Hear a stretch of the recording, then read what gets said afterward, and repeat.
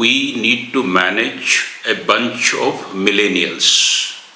And they are most amenable not to methods which use power or control, but affiliative methods such as coaching, mentoring, helping them to develop.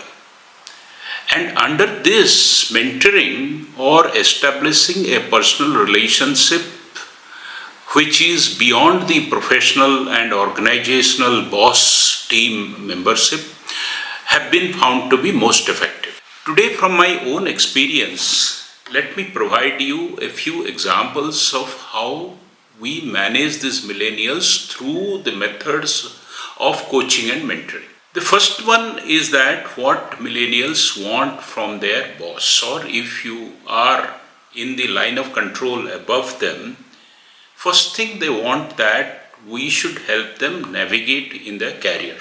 In other words, what are the frictions that are coming? What could be the headwinds and how they will do it? If you can bring from your own experience, you become their number one mentor or number one confidant.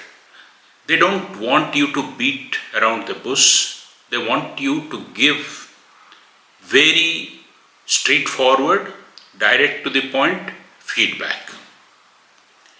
Third, they expect whenever there is a formal development program inside the organization or in the network of the boss will sponsor them for that development program.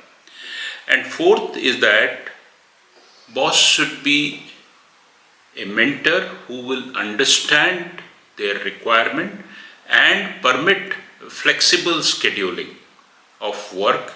Boss may be demanding, but at the same time, within that schedule or boundary condition, boss should allow them flexibility.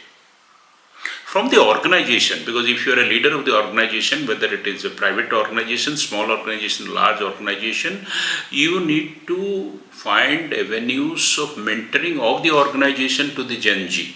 That is, the organization must provide an ecosystem so that the skills of the person will get developed and he will find that he is becoming more market worthy. These Gen Z value the value system much more than we think they do.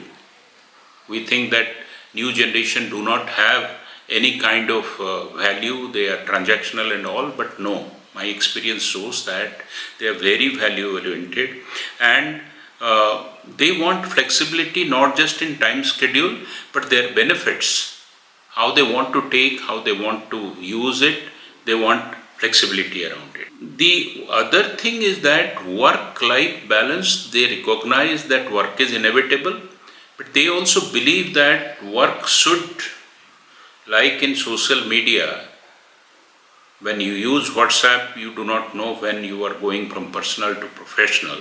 It should be a friendly, well-blended and well-homogenized kind of atmosphere where they can seamlessly transit between work and life. And the career path clarity, it may not be structured, but through feedback, it must always be given.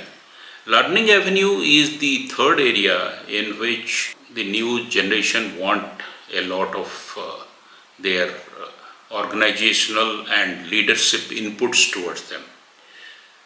They want to get better and better to have multiple skills.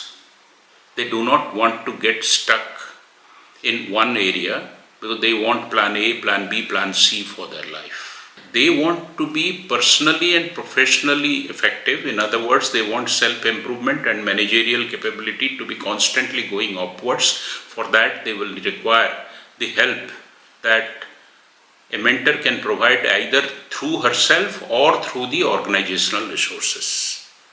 Industry and functional knowledge, getting networked, and organization as a bed or ecosystem to foster their creativity and innovation is something they always want.